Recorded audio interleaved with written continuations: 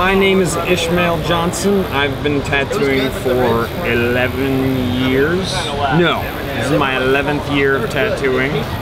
And I tattoo at Scrimshaw Tattooing in Fort Collins, Colorado.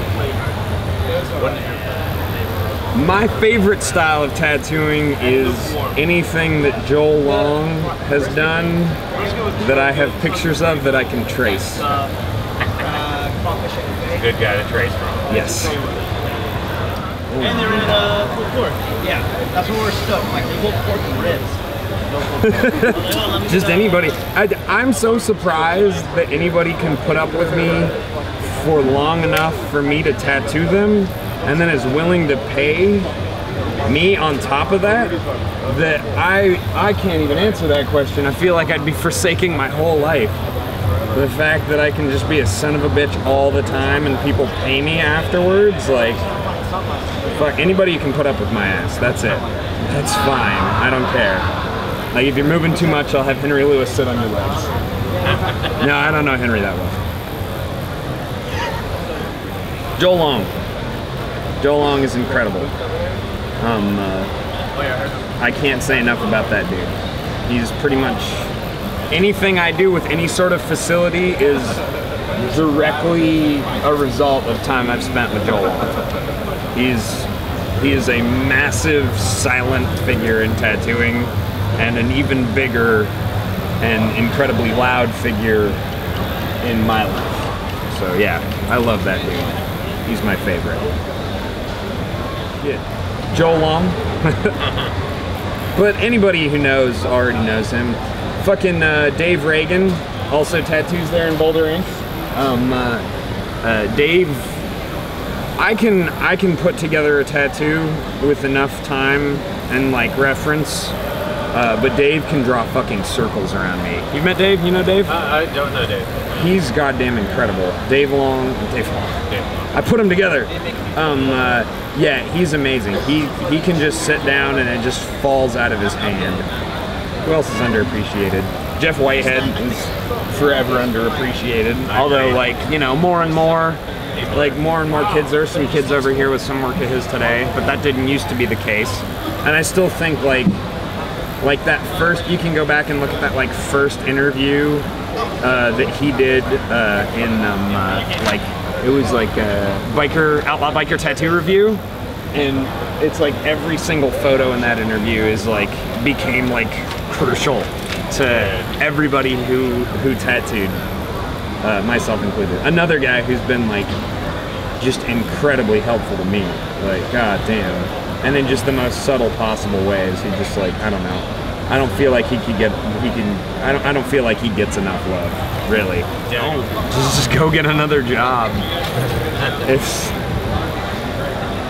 I will say this, tattooing will give you a big ass full of hemorrhoids.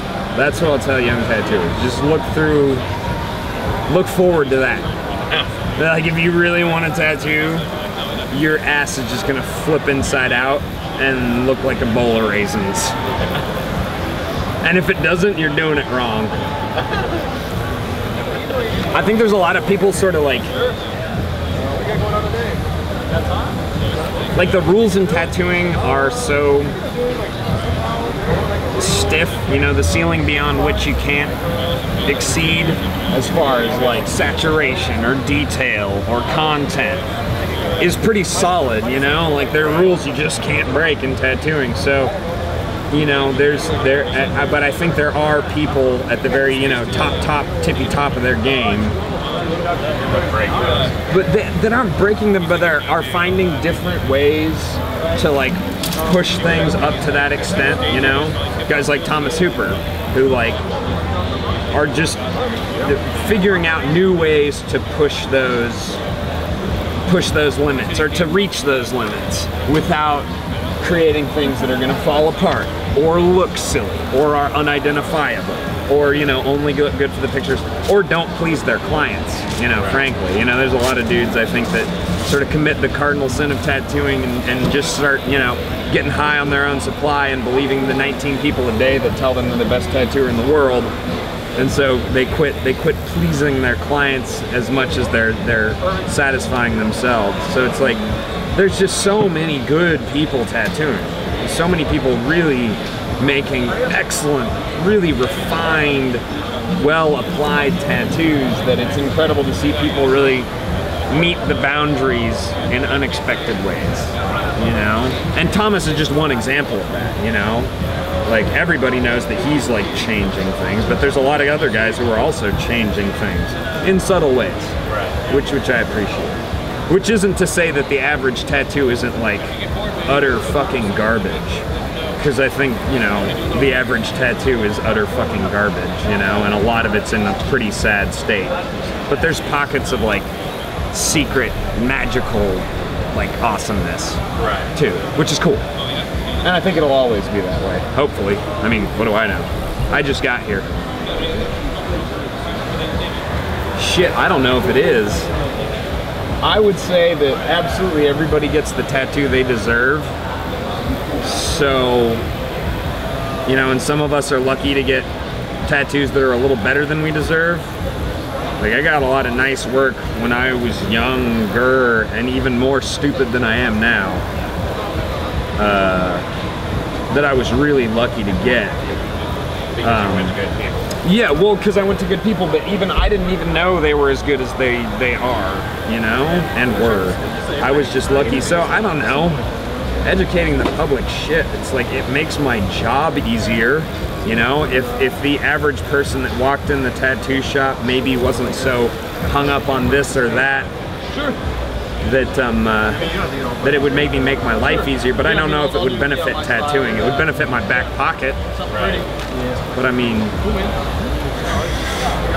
maybe you could just, you would just get to avoid that first 10 minutes of like the same 5 speeches that you've given the last 150 people about, you know, why the cursive script on their ribs is going to flip inside out and why you can't build it out of feathers and infinity symbols. You know? Or it's maybe not good to write upside down letters on your ribs. Yeah, exactly. That sort of shit. Maybe we could, you know, if we could avoid that first floor, you know, and just get everybody out the lobby to begin with on the get-go. By the time they got into the shop, maybe if they came with a slightly more like coordinated view of the lay of the land, they would end up getting more nicer tattoos, you know, because a lot of people who get those shitty upside down script wristers go on to get much nicer tattoos later. They maybe could just skip the fewest steps in between and not give really good tattooers who have to give the same speeches I have to give, who've been in it twice as long as I have, who must be really fucking sick of it. Maybe we could, like, you know, get rid of some of their ulcers, maybe. Yeah, which would be nice. There's probably dudes who deserve fewer ulcers. Oh shit, everything. Money for fucking one, dude. Spending as much money as I possibly can, you know? Buying as many paintings as I possibly can, you know? Like, don't fuck, I mean, prints are great. I love having prints. Buy some originals, you know? Like, cool.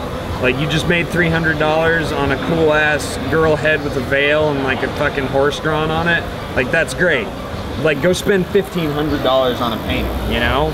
Like, send Tim Hoyer $2,500 in the mail and get something serious, you know? Really, like, upstream that stuff back to people. Call fucking Jeff Whitehead and have him paint you something, you know? Fly out there and have him tattoo you, you know? The guys who really sort of did the muck and trailblazing and all the really cool shit that I just cash in on, you know? Like, I don't even have to think about that sort of shit because I started tattooing in, like, you know, 2000 when all the trails had already been cut and, you know, when all the needles were already here from China and I didn't have to fucking try, you know, and all the good ideas were already readily available and the internet was there to give them to me, you know? So, like, you know, those dudes, the serious dudes, they all need and deserve to have people bring them piles of fucking money to make cool paintings and get good tattoos, and you get so much more out of it, you know? Like, the original or the tattoo on your body is so much not better, but so much a different experience to the print, or to just like being like, oh yeah, I saw that guy. Oh fucking yeah, I read his interview. It was really great, you know? Like there's so many fucking dudes out there that have to pay their bills, that have mortgages. You know, goddamn Dave Lum is still up there. You know, you just go up to Oregon, go get you a Dave Lum tattoo. That dude deserves a lot, I think, you know?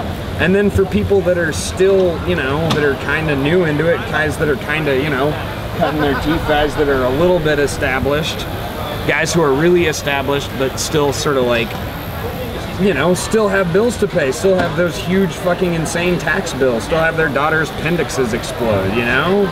Just have the balls to belly up to the bar with your wallet and give somebody a bunch of goddamn money.